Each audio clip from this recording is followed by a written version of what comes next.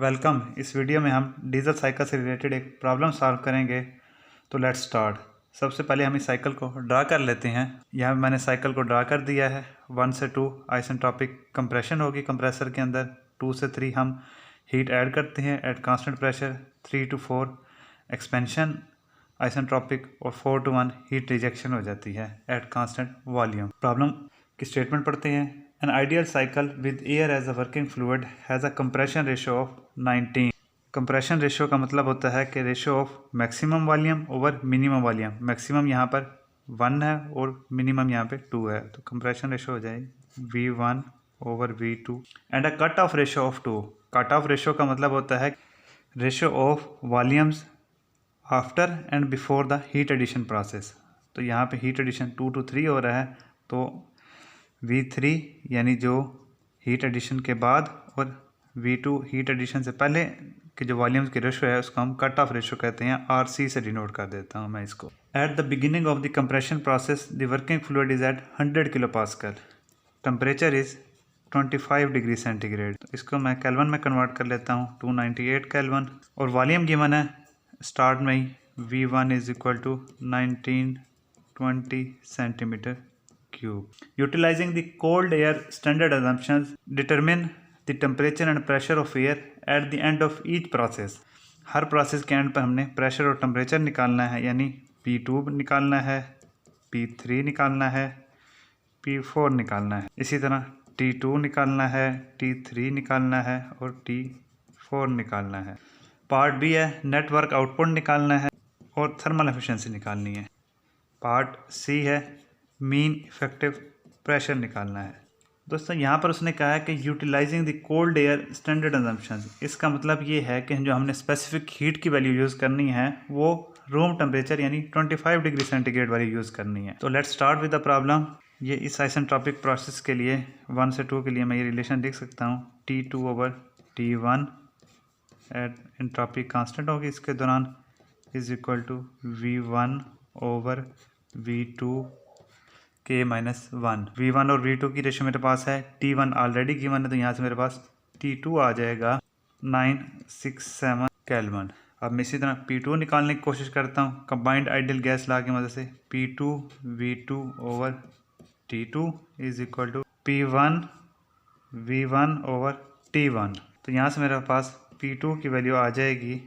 P1 की value भी मेरे पास है, V1 और V2 की रेशियो भी मेरे पास है, T2 ओवर T1, T2 की वैल्यू भी है, T1 की भी है। P2 मेरे पास आ जाएगा 6165.4 किलो पास्कल और ये P3 भी यही होगा क्योंकि P2 और P3 बराबर हैं।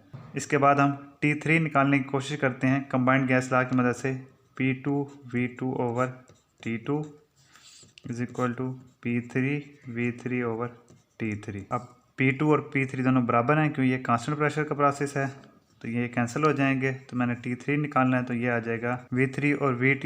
ये हमारे पास कट ऑफ रेशियो है और ये 2 के बराबर है, तो ये उसकी वैल्यू आ गई। T2 हम ऑलरेडी निकाल चुके हैं, तो T3 की वैल्यू आ जाएगी हमारे पास यहाँ से 1934 केल्विन।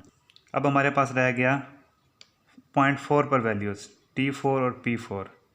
इसको मैं निकालने की कोशिश करता हूँ। T4 ओवर T3 ये क्योंकि आइसेंट्रोपिक प्रोसेस है is equal to V3 over V4 K-1।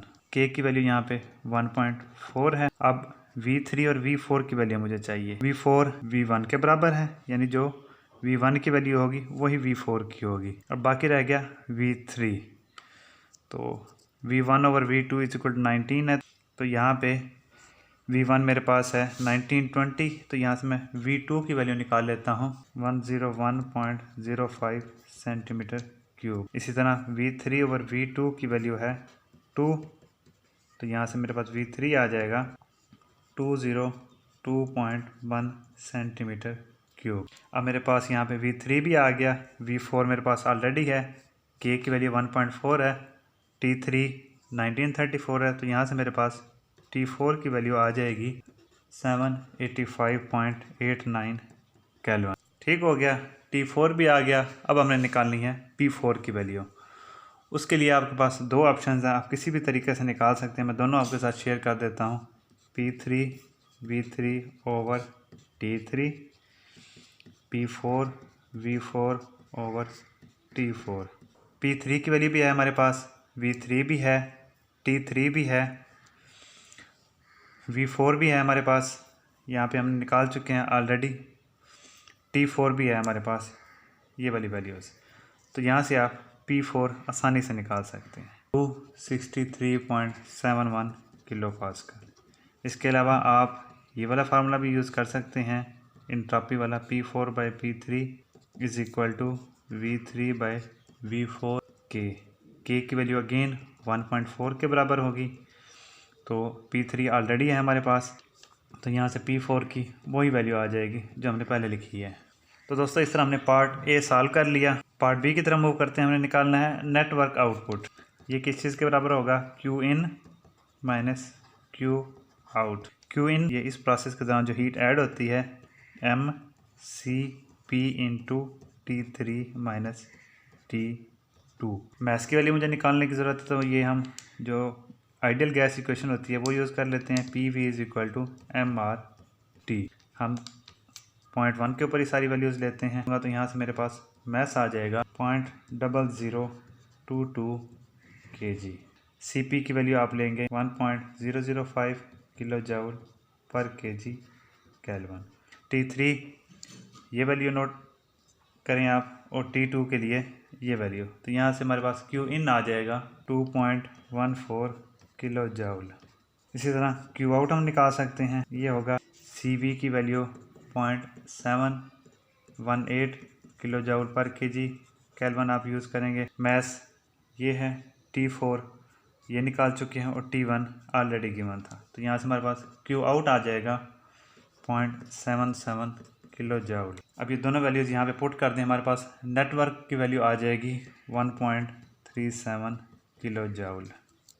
Thermal efficiency निकाल लेते हैं, work net over Q in। Network की वैल्यू हमारे पास ये है 1.37, और Q in ये वैल्यू है। यहाँ से हमारे पास थर्मल एफिशिएंसी आ जाएगी 63.9%। सी की तरफ मूव करते हैं। हमने निकालना है mean effective pressure. Mean effective pressure बराबर होता है network over maximum volume minus minimum volume. अब नेटवर्क हम ऑलरेडी निकाल चुके हैं, V1 हमारे पास ये गिवन है, और V2 हमने ये निकाला था। ये वैल्यूज़ आप पुट करेंगे यहाँ पर, तो यहाँ से मीन इफेक्टिव प्रेशर की वैल्यू आ जाएगी 753.18 किलो पास्कल। दोस्तों उम्मीद करता हूँ कि मैंने प्रॉब्लम आपको अच्छी तरह समझा दिया। अगर किसी किस्म का कोई क्वेश्चन हो तो please ask in comments. Thank you, good bye.